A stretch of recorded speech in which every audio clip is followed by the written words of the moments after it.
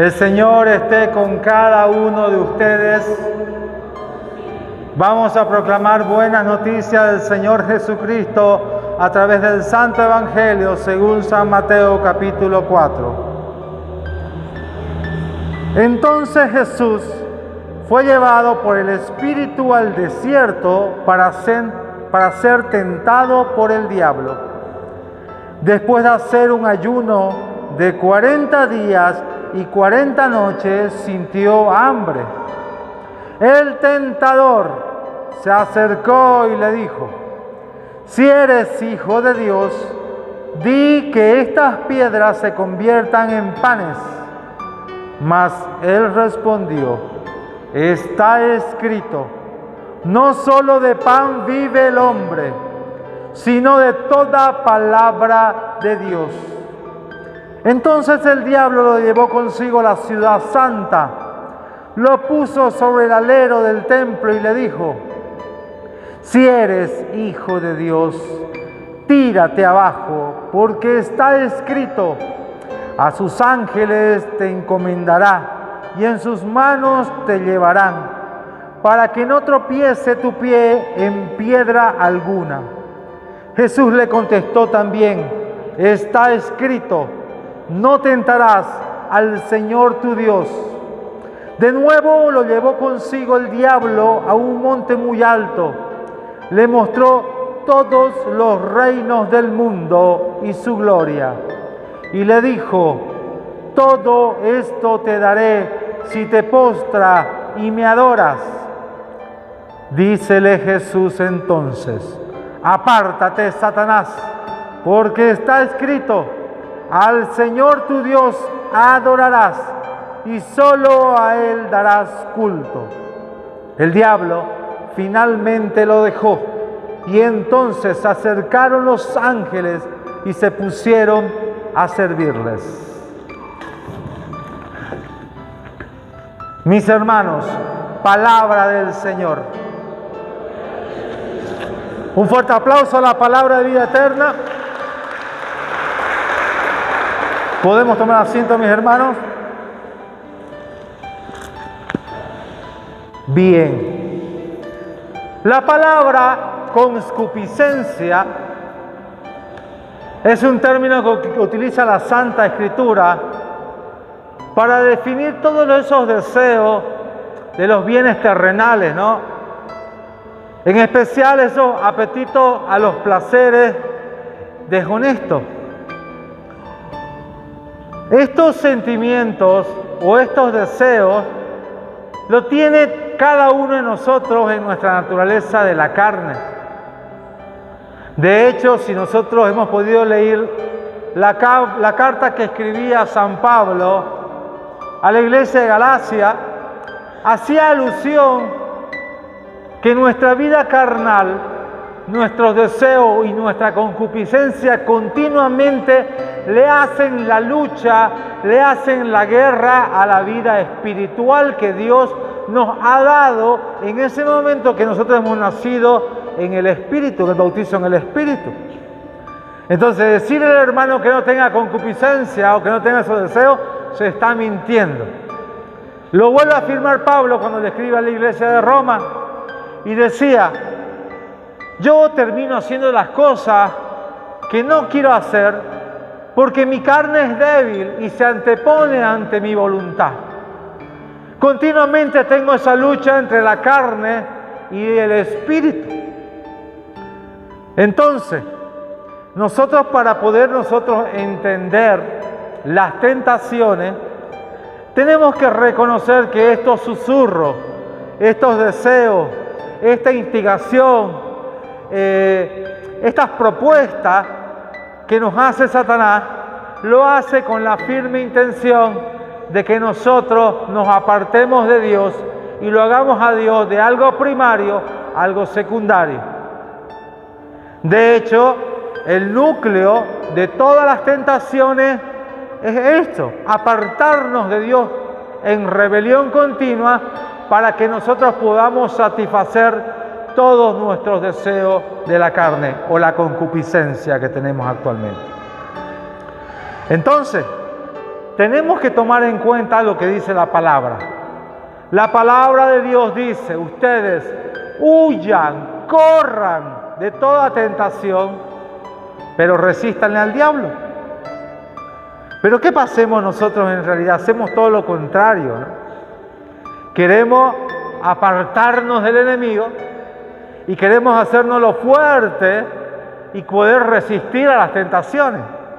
Y eso no lo vamos a poder, porque si no está contrario a mi Biblia, lo que ustedes en su Biblia también dice que nosotros somos débiles y que la carne es débil.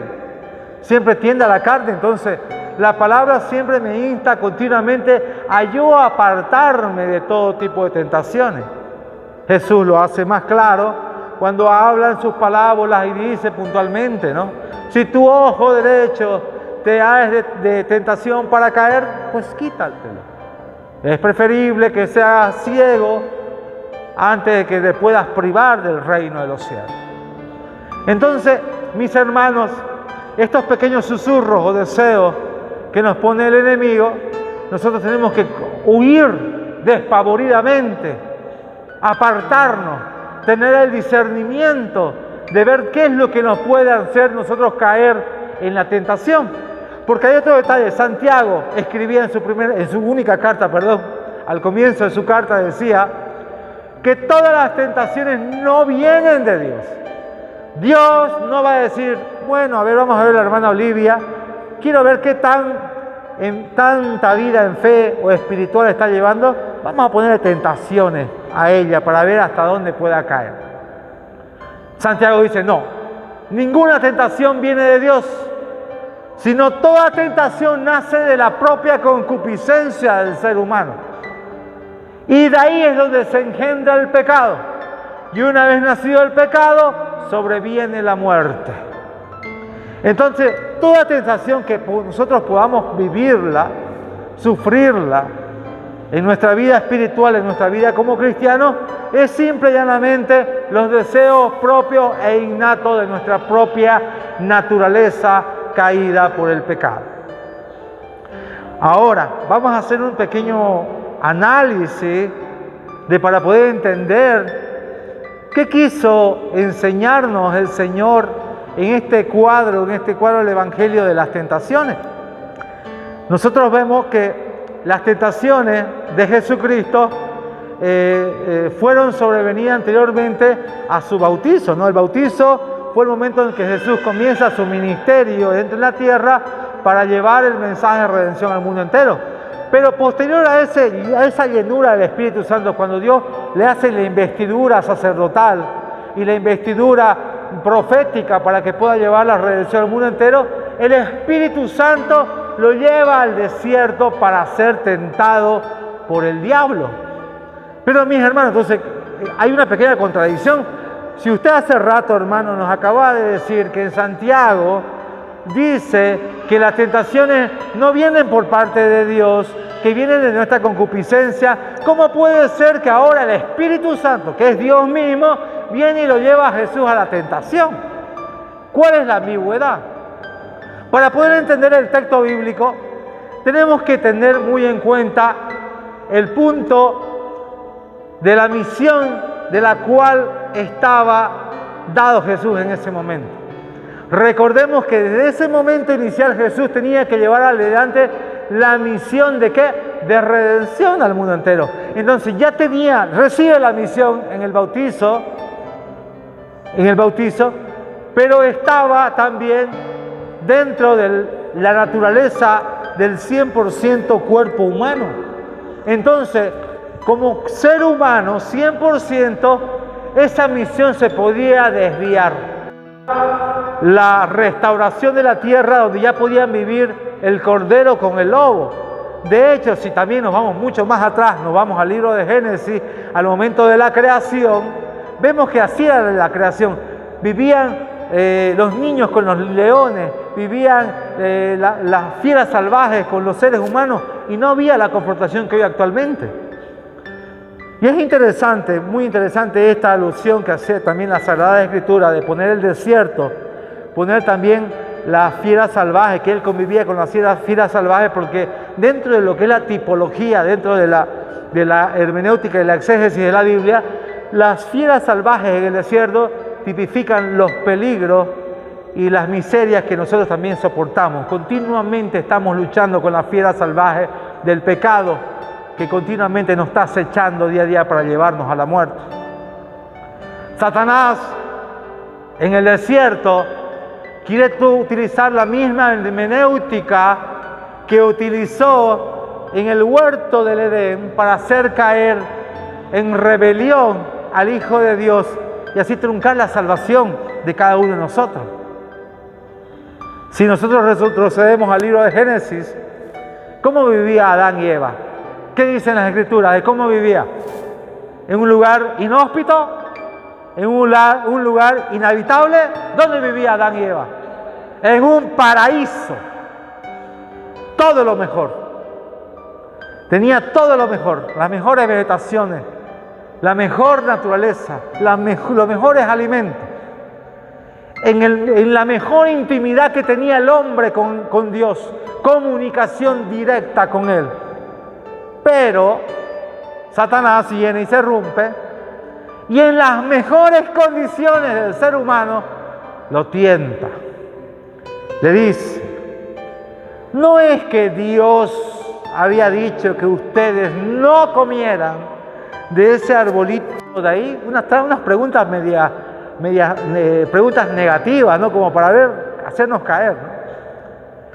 Imagínense nosotros representados con Adán y Eva en la mejor situación de vida, en la mejor comunión con Dios, caímos a la tentación del enemigo, de la rebelión. Entonces, ¿qué quiso decir Satanás a Dios en ese momento? ¿Viste? Vos le diste al hombre todo y ellos te aman, ellos te buscan, ellos te hablan porque vos le das todo.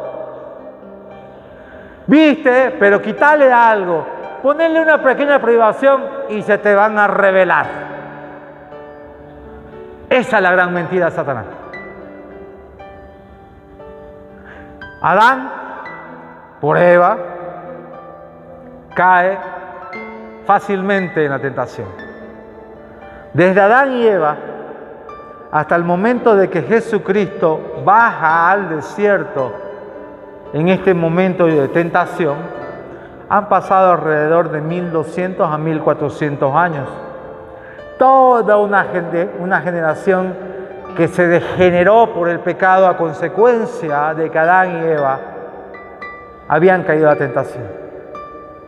Entonces Jesús, su primer paso de redención para cada uno de nosotros, fue decirle a Satanás que él, vamos a cambiar el panorama.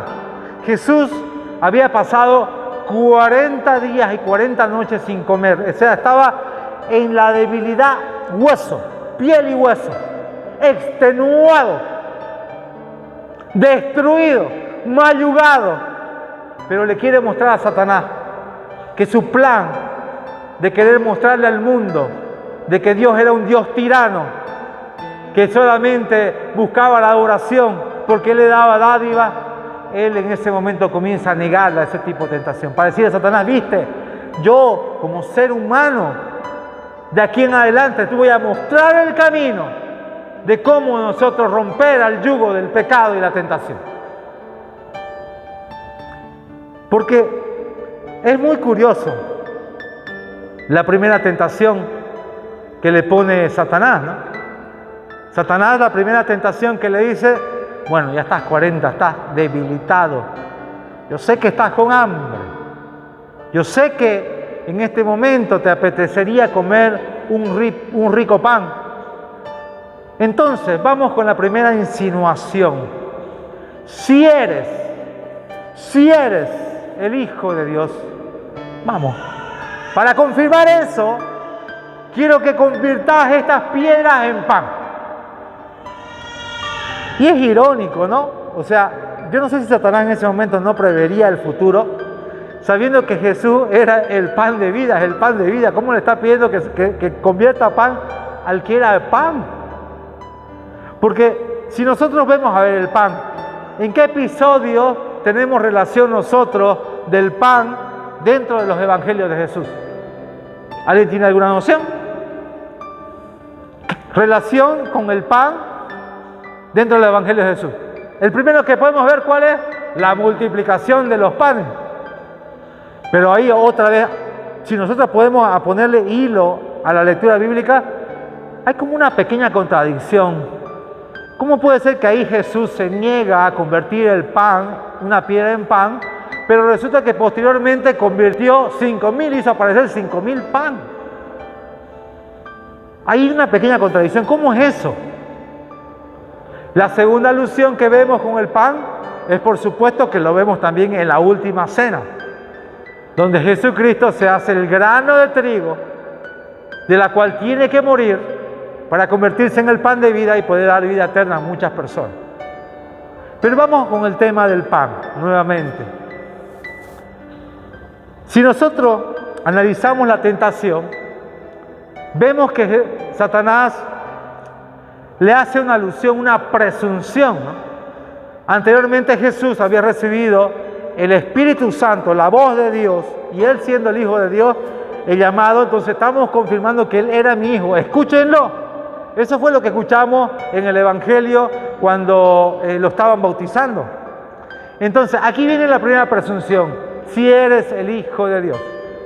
¿Eso qué nos hace recuerdo? En algún momento en los Evangelios lo hemos escuchado alguna vez también esa frase, si eres el Hijo de Dios.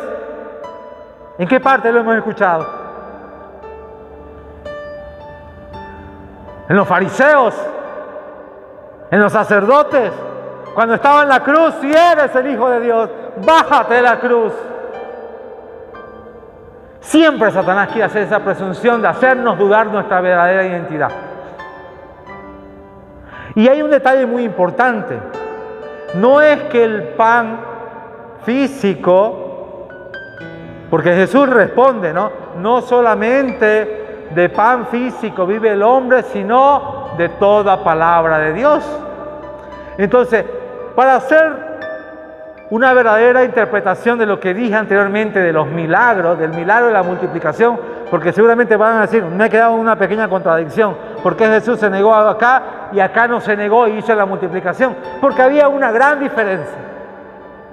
Cuando el Señor multiplicó los panes, fue porque la gente estaba ansiosa. ¿Por qué? Por escuchar su palabra. En ese momento 5.000 personas iban donde Él iba, dejaban sus casas, dejaban toda su situación por encontrar y escuchar la palabra de Dios. Entonces, en retribución del amor del Padre, ¿qué fue lo que le sobrevino? El pan físico. Entonces ahora sí ya tiene alusión del por qué la respuesta de Jesús. No solamente de pan vive el hombre, sino de toda palabra de Dios. Entonces, mis hermanos, yo sé que cada uno, todos nosotros tenemos una necesidad, de la cual también nosotros le pedimos a Dios. Pero tenemos que tomar en cuenta las prioridades para que sobrevenga el pan físico que nos corresponde cada día. ¿Qué es lo primero que tenemos que poner en el primer lugar? Buscar la palabra de Dios, que es el alimento de vida eterna. Por eso, dentro de nuestra liturgia y en nuestra celebración eucarística, los dos momentos centrales de la misa, ¿cuáles son? La palabra de Dios y la Eucaristía, al mismo nivel. Cuando el sacerdote o cualquier ministro de la palabra hace alusión del Evangelio y levanta la Biblia, donde ustedes vean cualquiera que levante la palabra o el leccionario, el pueblo tiene que aplaudir, porque es palabra que alimenta el alma. Invitar a Dios a que nos pueda complacer en todos nuestros deseos. La segunda tentación. El diablo lo sube arriba de la ciudad santa que es Jerusalén y le dice lo que dice el Salmo 91. Quien ha tenido la posibilidad de leer el Salmo 91 hace alusión a que todos los hijos de Dios, todos los servidores de Dios, todos los que creen en Dios, no les va a pasar absolutamente nada si están bajo la cobertura de Dios. Eso dice el Salmo 91. Entonces le dice Satanás a Jesús, mira, si vos sos el Hijo de Dios, vamos, tirate al precipicio, entonces vamos a ver si Salmo 91 es verdad. En otras palabras, vamos a poner que a prueba a Dios.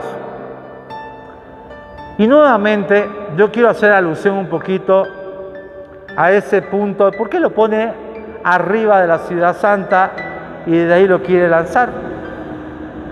Jesús siempre nos muestra simbólicamente en todo momento su misión de redención, porque si nosotros vemos, por ejemplo, en todo lo que fue el Calvario, la pasión, el Calvario de Jesús, fue como fue un salto al vacío para morir en el abandono de todos sus discípulos, la volcada del rostro de Dios, dejarlo absolutamente solo y él tirarse a plenitud para morir por nosotros. Entonces, por eso Satanás hacía alusión también al salto, el tirarse al vacío. Entonces, tenemos que tomar en cuenta qué es la tentación de tentar a Dios. Aquí primeramente hay un punto muy interesante, ¿no? Satanás le dice, alusión al Salmo 91. Jesús le responde lo mismo que decía también el libro de Deuteronomio capítulo 6. Entonces estamos hablando como si fuera una charla de dos teólogos muy conocedores de la palabra. De hecho, podríamos decir que Satanás tiene un doctorado honoris causa en teología, porque conoce la palabra de Dios.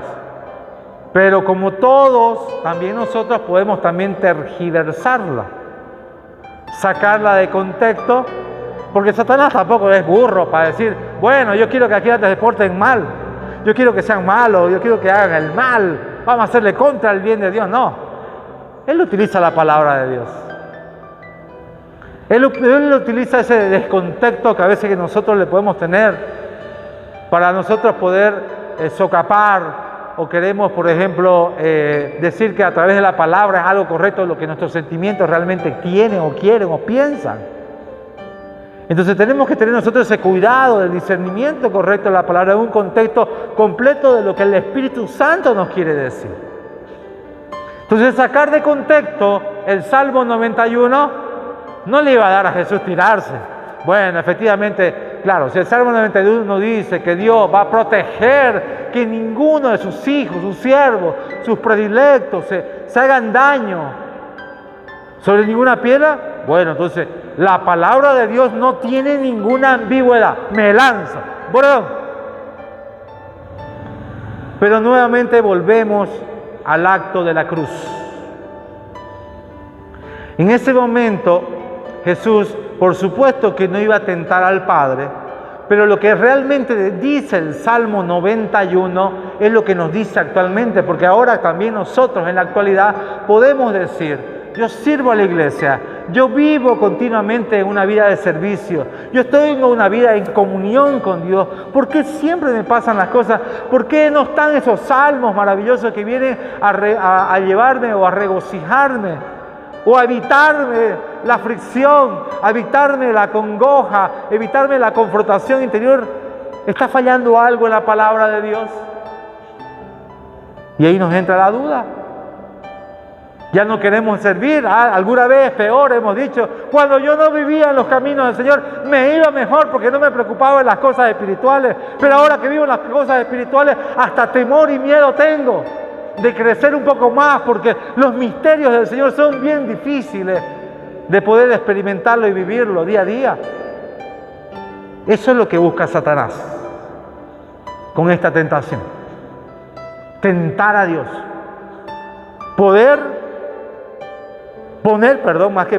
Poner a Dios a nuestro servicio de nosotros.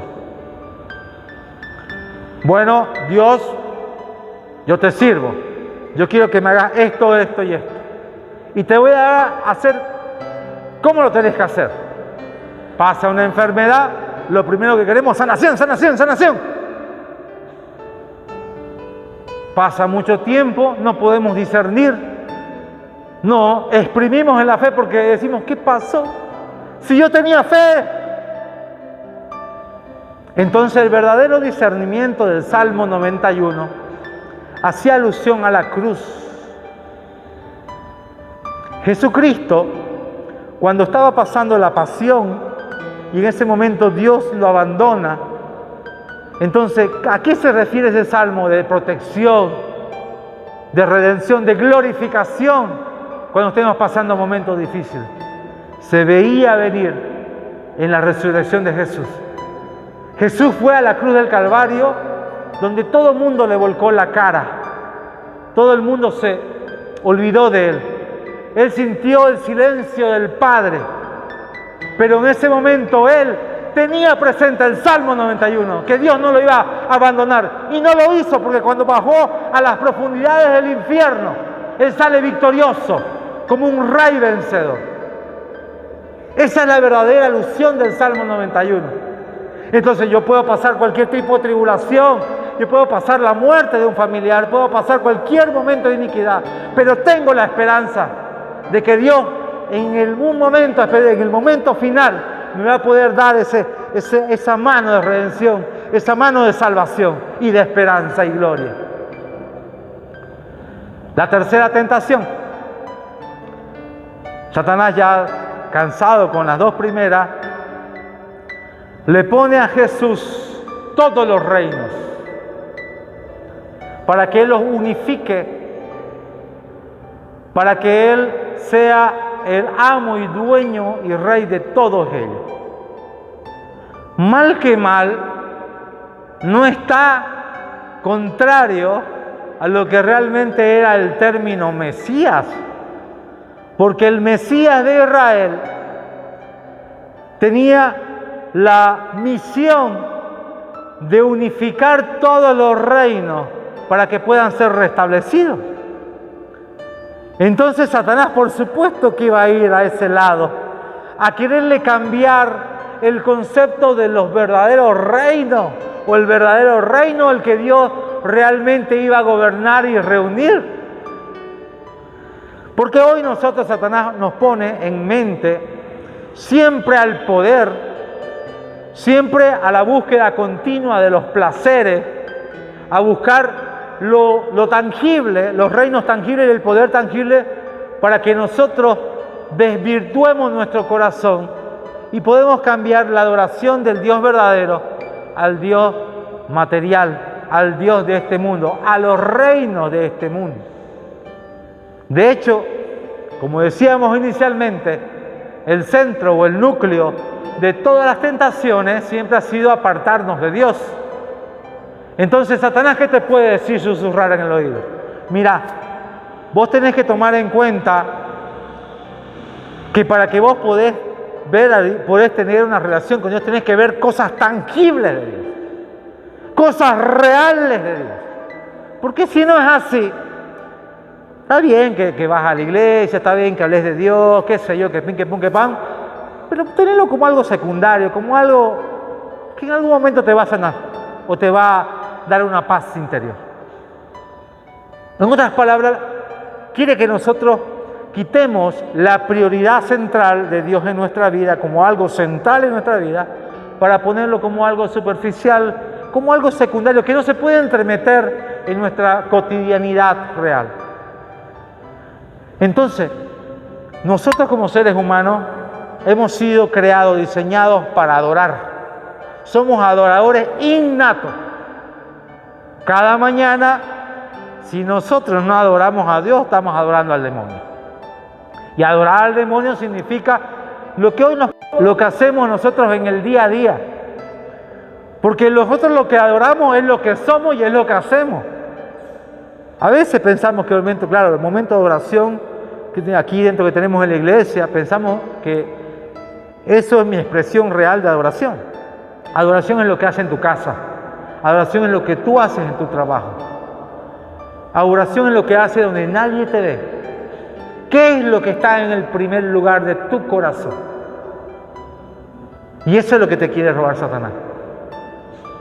La frivolidad de una vida de la cual hoy queremos ser materialistas, que queremos ser muy perceptibles a todo lo que Dios nos quiere mostrar y hacer. Yo lo quiero ver y lo quiero palmar realmente para poder creer. Por algo, Dios, Jesús también en la vida terrenal, se manejó con este tema de los misterios, para que nazca la vida de la fe de las cosas que no vemos. Pero hoy actualmente nosotros tenemos que reconocer que estas tentaciones que pasa Jesucristo, a Él le permite tener compasión de nosotros. Por eso cuando decía el escritor a los hebreos, cuando Jesús viene y nos ve nosotros sumidos en el pecado, Él no viene como el Dios malo. ¿Cómo lo puedes hacer si te lo he dicho 1000 veces en mi palabra? Que no hagas esto. No, sino que Él viene como un Dios compasivo, que lo sufrió también, pero no cayó. Y me muestra el camino de cómo no hacerlo. Me da la oportunidad. Él ya pasó la cruz. Él ya resucitó. Y hoy con su Espíritu me da esa posibilidad a mí a poder salir de estas tentaciones, apartarme de estas tentaciones y poder vivir una vida continua de relación con Dios. Tenemos que entender las tentaciones, que son parte de nuestra naturaleza, que tenemos que convivir con ellas, mas nosotros tenemos que apartarnos. Que la gracia, el amor del Señor sea con cada uno de nosotros. Amén.